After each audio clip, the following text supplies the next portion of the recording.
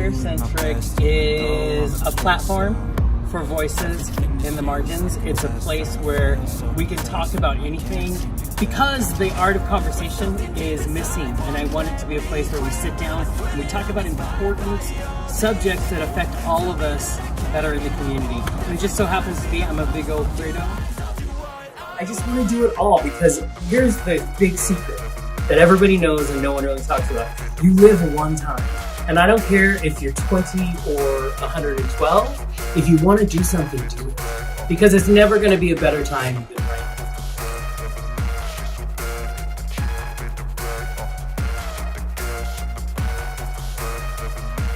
Hello, everybody. Welcome back. It's another special episode, kind of like Blossom in the 90s.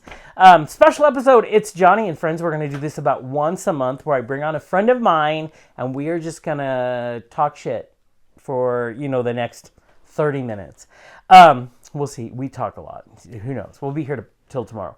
But anyway, so we're excited. Ian Sullivan, who you will recognize, he's been on the show before. I have, yes. In all of the locations. Yeah. Yeah. I was thinking about that. Plus, you were on the show when we did the first radio version. Correct. Which was like 12 years ago. Every iteration. Like that. I know. So you keep coming back. So now I convinced you. You were the first person. I'm like, I have this thing when I'm scheduling guests. I don't know why, but I get nervous. I'm like, I can only ask one person at a time. It's not efficient.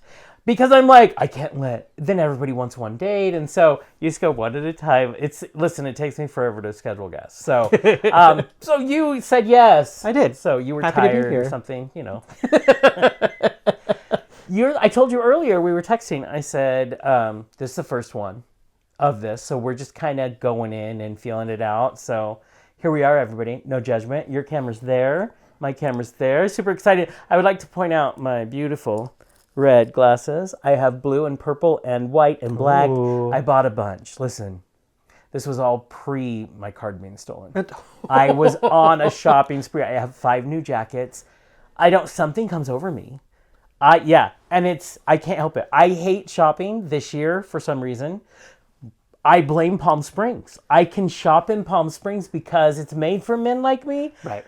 And I typically hate shopping, so it was the best experience. So I think it just put me on my on the trajectory. Yes. Yeah. And a lot of you people watching, I love you all, but a lot of you are either living in Palm Springs or you're down there right now because we're coming close to Palm Springs Pride because you can actually stand to be outside.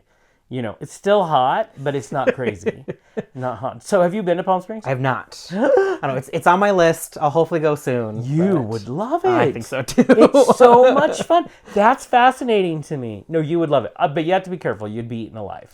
I mean, guaranteed. Is that a bad thing? Like, yeah, I don't think there's a downside to it. Yeah, go to Hunters. I'm just saying, Hunters, shout out. I love you.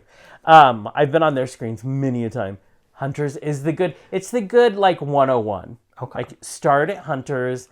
It's a good crowd, but it's not like crazy. And then you go down the block because it's all one block. It's a bazillion different bars.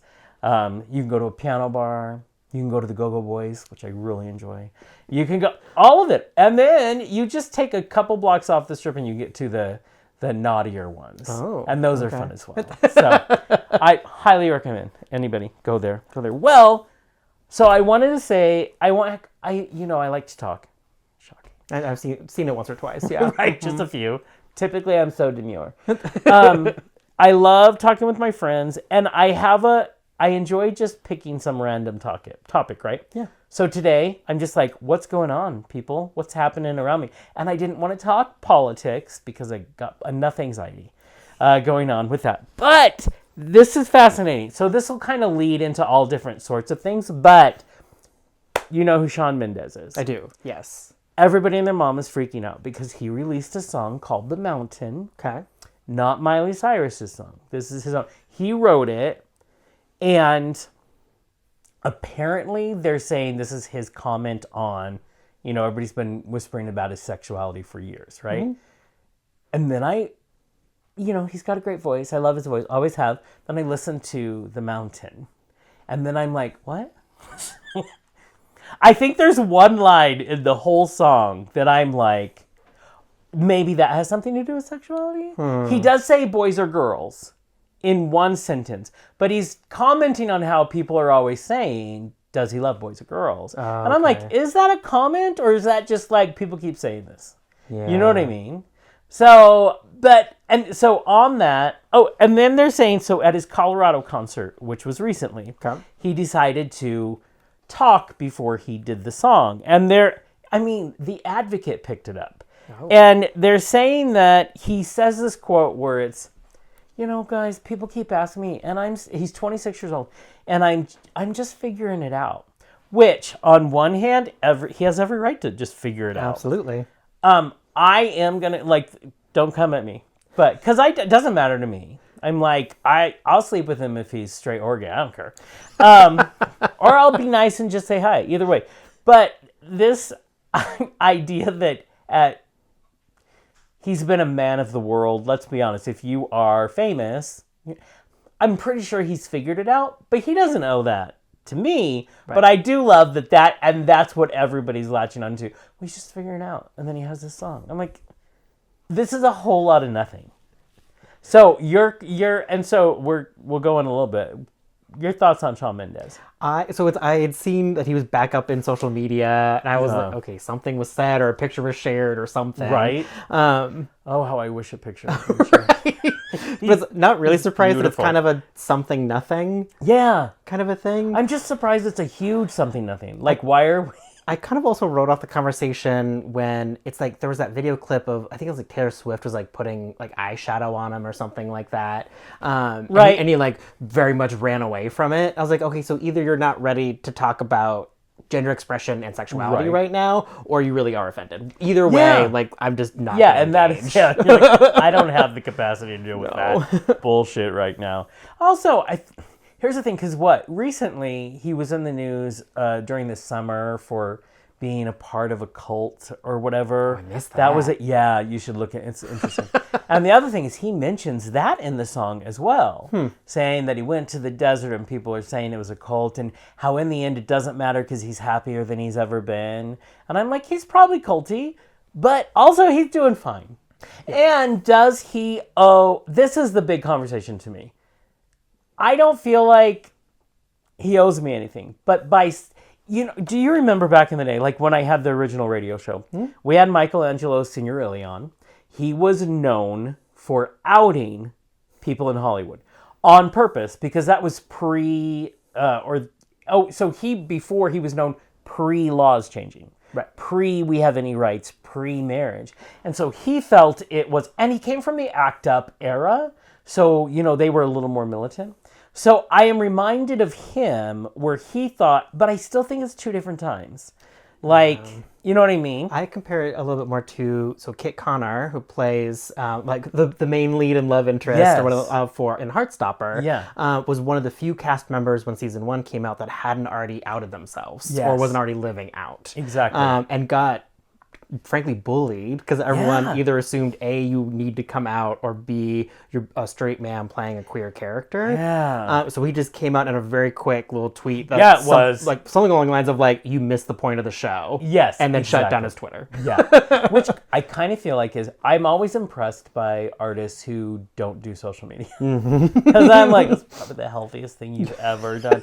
But you're right. Yeah. Because that was a big deal. But I have never seen such a big deal be squashed so fast because he was just like, and not participating. And this is where it is. And I love Joe and him. They're very pretty when they kiss, but they're also 12, so it doesn't do anything for me. But it is fascinating that we do think we have some right. And I think it's hard because, as I was mentioning, the outing thing, it's a very complicated subject back then for me because I understand the whys, but at the same time, you just took someone's autonomy away from them. And so which is why he got so much backlash, but it's not the same now. Right. You know what I mean? So I think about that a lot, and I'm like, never do I feel it's anybody's right to do that, but at the same time now, it matters less. Does your vote matter? Hell yes. Does you at least supporting groups that are raising their voice and getting out there? Yes, but it's not the same as the 80s. It's not the same career-ending possibility. Exactly. That it was. It still will affect careers, and still Yes. that doesn't make it necessarily easier. Right. But It's more insidious anymore. So yeah, so I'm with you, but I don't think Sean Mendez needs to tell us if he's gay or straight. In the end, I think of LA as a land of illusion anyways. And he really, I'm just going to say, this is not a soundbite I'll be able to share many places, but are you going to stop jerking off to Sean Mendez? right. Probably not, because does it matter in your fantasy if he is? Or maybe the fact that you can make him whatever you want in your fantasy is hot to you. You know, tonight's, it's like the theater guy who goes, in tonight's program, it'll be played by this person who is playing straight or gay. In the end, that's the thing. And that is, which brings up another point. So that is what I would assume a lot of people understand. Like, I'm not saying anybody has any right to get in people's space. We don't have a right to demand if you're gay or straight. Right. But there is this balance of, well, this is what stardom is. Like, I want your attention, and I would like to be healthy, but I want your attention. I want you to notice that I have written a song like Sean Mendez writes, and it touched you. I want that attention. I don't think you have a right to come back at me if I've given you that attention. Now, if I have crossed a boundary, go for it. But as we all know, because I've mentioned it before, because it ticks me off to no extent, and it ticks me off more because she keeps doubling down on everything, is Chappell Roan. Here, this breaks my heart because I was obsessed. But I honestly cannot listen to any of her music now. I can't do it because I don't want to support that. Like, so tell me your thoughts on that. Someone who, they hit stardom. People are saying it was super fast for her, but nothing in Hollywood is super fast. Nothing's overnight, like they always say. But maybe it wasn't as long as a run to try to get to where she is. Now she's out. She's super famous. She's selling out stadiums across the world. And it doesn't look like she's handling it well, obviously. Yeah, it's always hard to know what like sound or like echo chamber you're in on social media as well. And was it when she first started getting really popular, all I was seeing was like the Capitol Hill block party in Seattle and like people, and I was like panicking for the event organizers. Right. I was like, there are tens of thousands of people in the wrong spot right now. Like, so that was not Chappell Roan's fault by any means. No, like, this is from my trauma. Exactly. Yeah. Just as an events person, I was like, and yeah, it seems like all I'm seeing her is like getting mad on red carpets or having comments against paparazzi, which is valid. Yeah, and there's the thing. There's the balance of, okay, some of what you say to me, I hear you. I think do the way we interact with celebrities, because we've let boundaries get blurry for so long, does that need to be? Yes. Absolutely. But also, as many times as she has told us that she is like a barista when she was in the Midwest and she punched the clock and then no.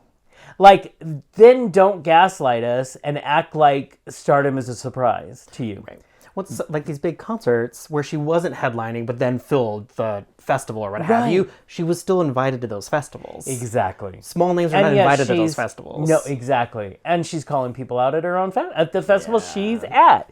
That's the thing. So first thing I thought, I saw her on the red carpet shortly after she had her meltdown with fans on her TikTok, which I can't even watch because it makes me so crazy. And then she was on the red carpet, I think it was the VMAs, and she's doubling down. And I keep thinking, did no one send you to media training? Which is a thing. Yep. Because we all know what can happen. And I'm like, you would think her people would be like, oh, okay, just so you know, maybe don't talk like that to your fans. And then people are like, but she's being authentic. She's being a spoiled brat. Okay? She's got more. Listen, there are people out here who have fought their whole lives to get where she is. Yeah. So here's the thing. Set your boundaries. Totally cool.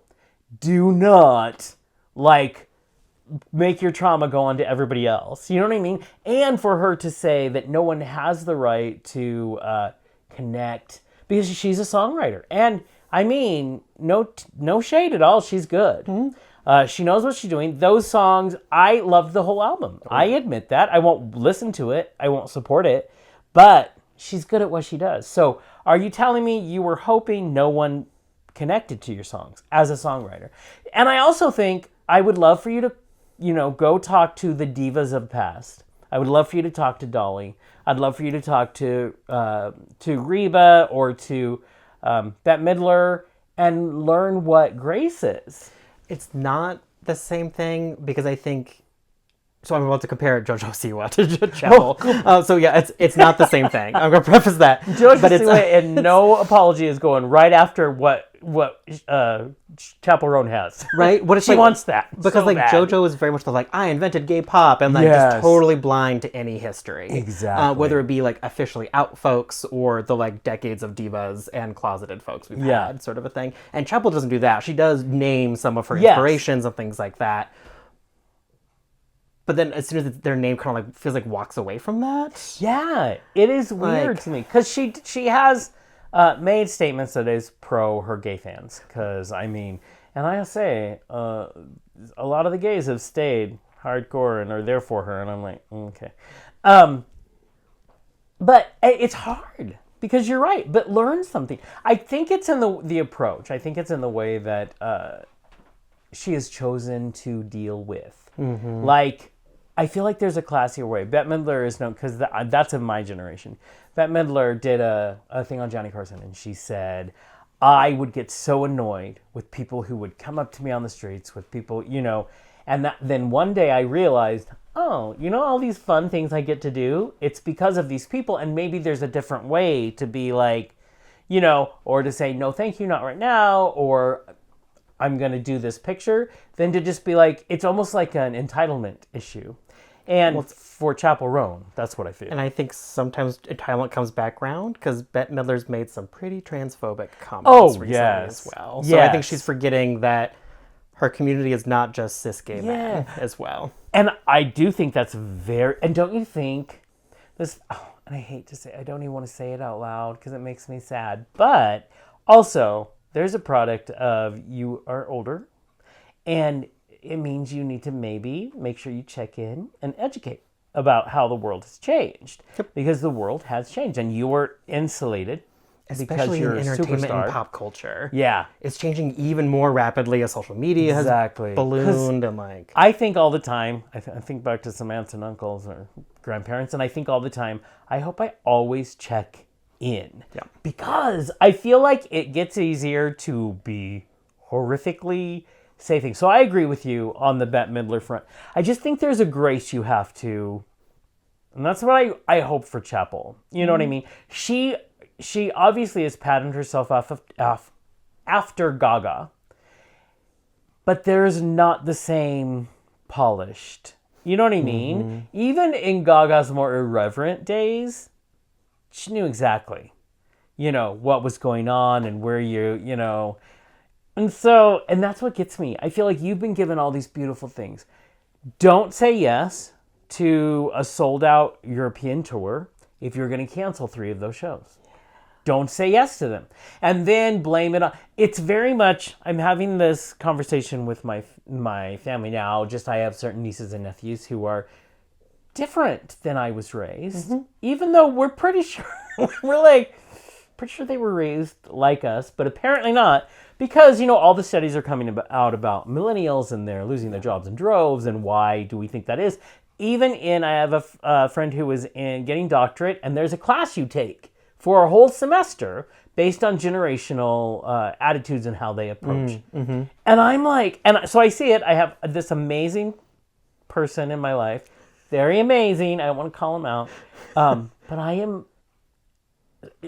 just so surprised at... You have a lot of people of a certain age that are I just want to work Monday through Friday, 8 to 5. And I'm all about we have to change the working system, But also certain things are, you got to earn your stripes. I'm just saying. All of us wanted to just start doing, but there is no middle ground or understanding that there's a curve. You know what I mean? And it is, I feel the same with Chappell Roan. There are so many things she says that she has a right to say. There are boundaries, and when I'm out, that have gotten out of the way. I mean, from as far back as the studio system, they got weird. So definitely have that.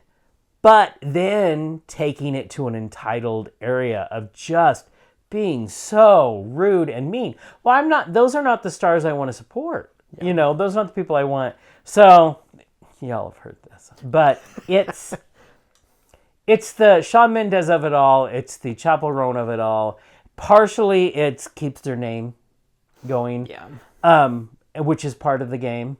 Part of me is like, listen, we've been wondering about Sean Mendez for what, 15 years? Something. How old? He was like a teenager when he got started. And I can't believe, I was like, I'm pretty sure he's been around for 50 years.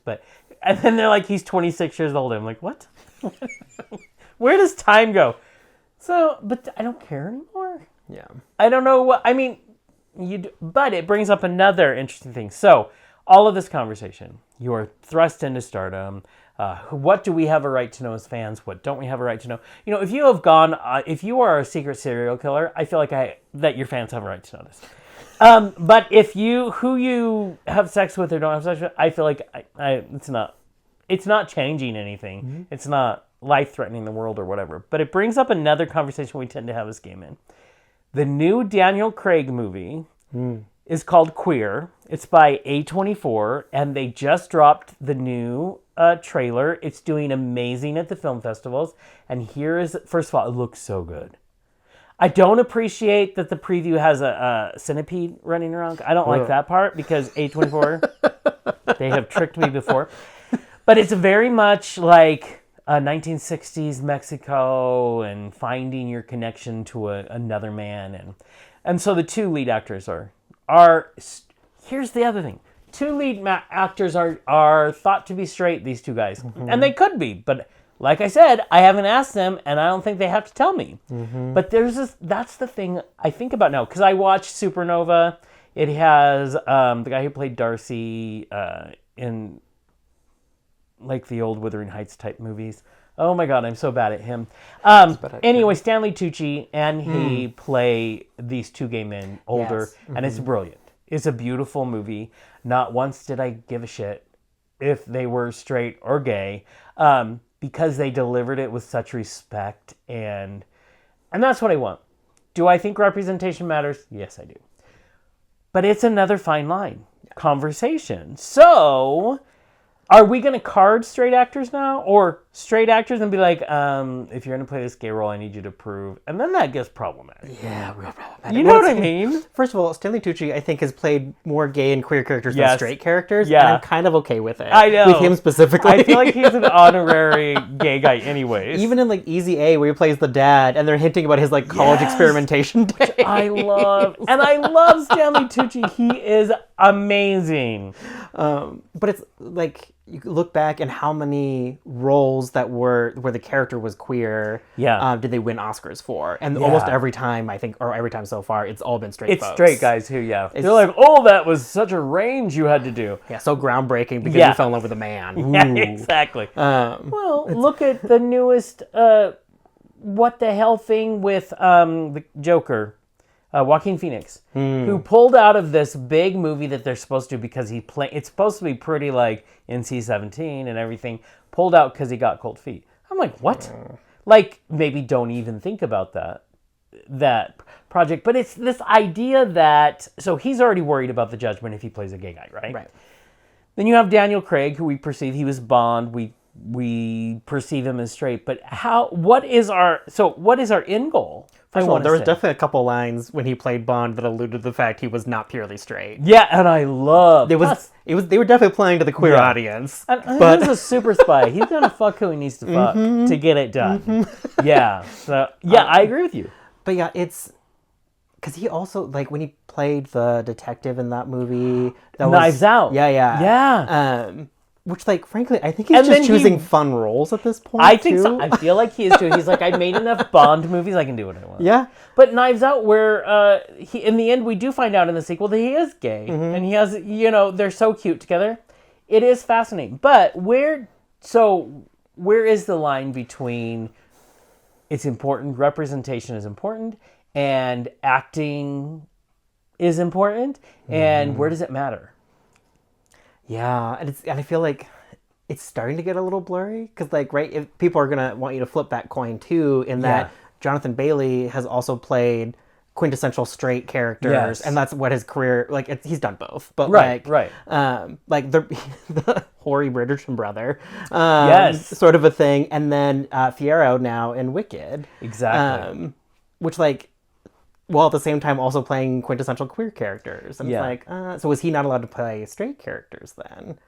Exactly. No, and then it's the and also, don't you find it interesting that it's almost like we choose which roles we're going to be in an uproar about? You know what I mean? Which, to an extent, if they're these huge roles, I get. But at the same time, why aren't we mad for all of them or none of them? But at the other end of it is, if actors and stars and celebrities it's not our business, then where is your line of checking your gay card to make, because you can't force them to be out to prove that you should play this. So it's for me, it's always been about respect. Yeah. It's like, are you respecting the material? Are you telling this story to the best? And maybe, and this is hard, it just is, but maybe it comes to prioritizing your casting. Maybe it comes to, if there's a really amazing actor who is gay and can do this but doesn't have the name, maybe your priority is to do that. But it should not stop you from casting the best person for this role. And what's the plot about? Like, if the plot is about the lived experience of queer men, you should have plenty of actual queer actors. Yes. Yeah. So. Yeah, and that's the thing that gets me. I agree with that completely. It's why I think to ensemble roles, it's so important if it is about being gay that it can have that. Horrible example of that is Fire Island, but it was a fun movie. But you know what I mean? I find it fascinating what we choose to be completely upset with. It brings into account queer baiting again. Yeah. If it is for queer baiting, but how do you know what someone's intention is? You know what I mean? And if they're a good actor, you're not going to know. You know what I mean? So it feels like a slippery slope, and sometimes when people are yelling, maybe they're yelling to yell. It's hard. I'm going to get so many emails. Well, it's also like sexuality is a spectrum as well. So it's like we can't only expect that there's like two boxes that we're looking at. It's much more fluid. And isn't our hope that in society, as the years go by, that it becomes more fluid? That it becomes more that we stop seeing people as a certain thing and just realize that they're just on a spectrum? Yeah, that's probably decades away from now, but at some point we have to be better at being, you know what I mean? And it's hard for me because I want queer actors to have the same, opportunities. But I'm not it's hard enough to be an actor. You know what I mean? You're just trying to get a role. Right. Yeah, and most actors, especially as they are getting more roles, don't know what they just audition blind for things. Joe Locke, who was in Agatha all along, talks about how he didn't know what he was reading for. It was and then finally when he gets to the main, it's an untitled Marvel, and it was the first time he saw Marvel. He's like, what the? Most of the time when you're new, you don't get to know. Right. And so you're trying to pay the rent, so you end up taking a gig. And so very few are going to know anyways, unless it's Brokeback Mountain. And you know what I mean? Right. And then everybody knows and what they're talking about. But I just feel like a lot of times as queer people, maybe we talk out of the corner of our mouths and we don't know all the pieces. Yeah, see, this is my cancellation. No, but I want to have, it just doesn't, it's hard for me. Also, I have to have these conversations because as we mentioned earlier, I have to be careful. I'm getting older. I want to make sure we're still talking about it and so that I can stick with the times. As Kurt in the background acting 80. Yeah, he sort of is 80. it's just, I already don't know what to do, but I never have, what to do with the game of it all. Mm-hmm. But this, I know in your daily life, you have got to come into contact with people with lots of opinions. Oh, yeah. You know what I mean? So how do you navigate that? It's also kind of all up to us as consumers in a lot of ways too. So there's like Vote a with lot your of dollar. yeah, exactly. And for I think younger generations, this is part of why like blockbusters aren't as much of a thing anymore. Yeah. Like people aren't going into the theaters. They're sharing as many passwords as possible for Yeah. streaming services even. Yeah. They're not like the big stars to younger generations are TikTok and YouTube influencers. Yes. They're not the Jonathan Baileys or the Daniel Craigs of the world. Fascinating too that is nothing. I mean, I just booked a influencer who and I find him fascinating. But I'm like, when did this happen? When I started, my first celebrity was Lily Tomlin. And that was part of old school days when people were really... And listen, if you're watching, I love you guys, and I'm excited to interview you guys, but the world is so different. Yeah. Yeah, and I can tell you, once you make that switch in your head, especially in what we do, I can look through TikTok and be like, I want to talk to them, and I want to talk to them, and they are who's reaching the people. Yep. Yeah, which is why I want to say things to artists who might have the same attitude that Chapel Roan. Be careful. Mm-hmm. The number one important thing, do the art you love. Yeah. And then if you get the attention, hallelujah. And then, because it doesn't last forever, enjoy it while it's there. Make sure your boundaries are in place and ride that wave. And in the end, Chapel, if you really hate it, you have every right. You can, because you're a songwriter, you can just ease back and make your money and live your best life and write songs for other people. Mm-hmm. But don't blame us if we really like you. You know what I mean? Yeah. It's nothing to do with specifically queer artists, but thanks to TikTok, did you see that?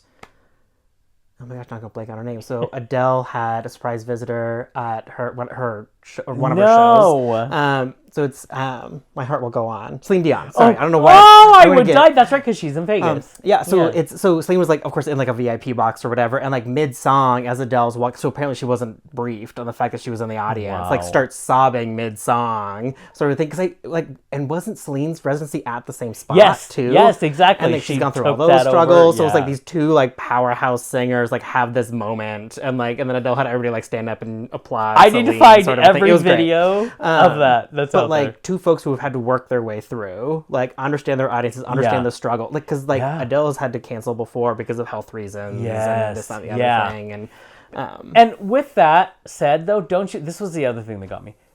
I feel like Adele had laid down the foundation of being this amazing artist, and then certain things started happening, and I'm like, girl, you just started, like. This has just begun. I don't know. I mean, even look at a young artist like Taylor Swift, who has had issues, but she really has overall dealt with it all with grace. And she makes more money than anybody Well, and does. she's young, but she's been putting out like record-breaking albums for like 15 years. Exactly. So. And she's had to learn, how do you navigate this? I'm like, and then when Chapel was supposed to do the VMAs, I mean, she did do the VMAs. She had to cancel 2 shows, Sweden or somewhere over there, to do it. And I was like, remember the days when your diva would take a quick flight, which is not quick, 15-hour flight, go do the VMAs, and then fly back. with you had 2 hours of rehearsal if you're lucky, and then go back and do your shows because it's work ethic. It was now given that's why we had so many stars back in the day who had to be hospitalized for exhaustion. But you know what I mean? I'm like, or maybe you say no to the VMAs, and that everybody's like, oh, you can't say no. Really? Because I don't know if you've looked lately. They're not the important industry thing that they used to be. And so she did. I watched her performance. I'm like, that was your priority? So you wore armor and you looked like, Joan of Arc. Okay, to quote Shania, doesn't impress me much. You know what I mean? So, and then canceling shows. So those kinds of things. I just feel like there's a new maybe there's a new way, and there does need to be a new way in certain ways, but that you are not navigating this with class or grace and I live in a world of gratitude. I live in a world that you are thankful for what you've got, and so it does make you want to be. I just think that's a better way to approach it. You know what I mean? I don't know. I don't know. I mean, I will say Orville Peck, who I love, hottest man that's ever existed, and he's the country star who wears the mask all the time. And he What covered, magazine shoot did he do? Was it GD? Was that it? Where he was like mostly naked through most of it. Yeah. Mm-hmm. And could he be always? I'm like, and I love watching stuff. And one of my favorite songs is him and Willie Nelson. Yes. And talking about gay cowboys. I'm like, and Willie Nelson approached him to do the duet. I'm like, that's because Willie Nelson is 800 years old and still gets it. Yep. Yeah, he's like, so it's possible, people. But it's these things. And so I used to listen on the way to work to Pink Pony Club because it's certain songs get pumped up, right? Yeah. And I won't, but Orville Peck covered it. And I'm like, I can watch that. I can definitely do that. I love when Kurt, oh no, you're going to have to redo that. I love when Kurt puts something on a notepad and I can't see. Thank you so much, sir. But you guys don't care. I talk shit all the time. So, perfect. Thank you. But I'm fascinated by this. As we have solved nothing, but I've enjoyed the conversation. I just have to ask you one more question. This new thing, I guess the meme goes around every year, but gay Halloween. Oh, yeah. And what people, think about it. And my favorite thing is there's a picture of someone dressed as Chaperone and then a picture of a guy dressed in a passenger seat. And he's like, I hate how pop culture is like this all the time. And then it's like, this is a perfect costume. But then it's like, but I'm here for it. I'm still going to be over here and here for it. But what is your take on gay Halloween? Oh, God. Because you just had your gay anniversary. I did. Yes. Just the other day. That's crazy. Time is weird. Time is weird. No, I love Halloween season. It's very much my chance to go out and be silly with friends. Yeah. And I love all of the memes of the 4 different colors of harness, and it's the 4 friends of Winnie the Pooh and Tigger and Piglet. Yeah. It's a harness and maybe ears, and that's all they've got. Yeah. It's the adult queer version of the Mean Girls references Yes, for Halloween exactly. as well. It's great. I love the interpretation. Yes. I do love. I was listening to somebody say basically gay Halloween is an excuse for guys to wear a costume and then a jock. And then and I'm okay with that. Yeah. Yeah. Or just be highly irreverent. One of my friends was bartending for a Halloween event and was Bloody Mary. So literally dressed as the Virgin Mary with blood smeared on her, but also with a can of tomato juice with veggies. So she was Bloody Mary twice over. And that is funny. Your audience. Religious trauma and alcohol. Yes. So. Yeah, I have to say I like that. A lot of people are like, oh, it's an excuse to be slutty. Well, listen, it always has been. And I'm all for guys wanting to do that. It's also, I wouldn't do that in Spokane, but I would do it in Palm Springs in a heartbeat. Yeah. You know what I mean? So it's also like you said, know your audience. Yeah. Mm-hmm. Know your audience. Yeah, so I'm not hating on Halloween. Yeah. It's fun. I love it. It can be, I would love to be in a gayborhood. And that's fun. And also, there's no age limit in the gayborhood.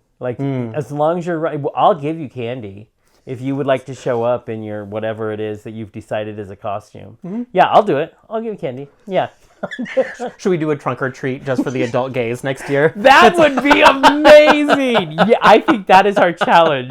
Yes, trunk or treat for adult gays. Oh, needed. Lesbians, you're welcome. Because we're all part of the community. But yes! We'll have to bring some heaters to keep the twinks warm. I know. They, like chihuahuas, they shiver in the corner. It's a true statement. I know. Yep. Oh, I have so much I need to talk about. But I will digress. Final thoughts on pop culture. Do we owe anything? Do we don't owe anything? And what you would give advice to a new rising star? Ooh.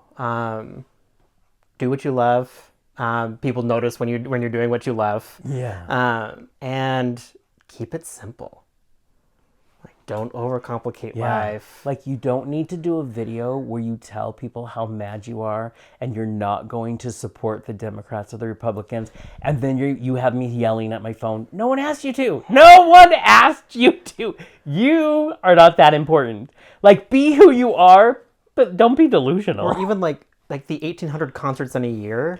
Yes. Like, yes, get to as many fans as you can. Yeah. And you're not just burning out yourself, you're burning out your entire team. And you know, when you start yelling at the people you love, it's a sign of burnout. Yeah. Yeah, so maybe pace yourself. When you become that character in the Snickers commercial. Yes. Yes, did Betty White teach you nothing? Yeah, the wisdom there.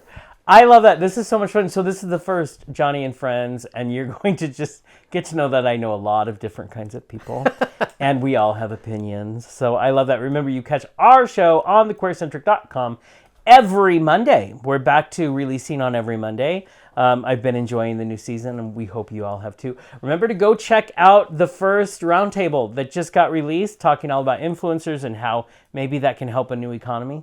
So that's out now. But these are the fun shows because we just talk about shit. Yeah. And Daniel Craig playing a game. I haven't seen this, but apparently there's the hottest naked gay scene that lasts forever between him and it. And I'm like, yes, please. Not mad about it. Yeah, not mad about it at all. So thank you guys. Until next time, we'll see you in the airwaves. Bye.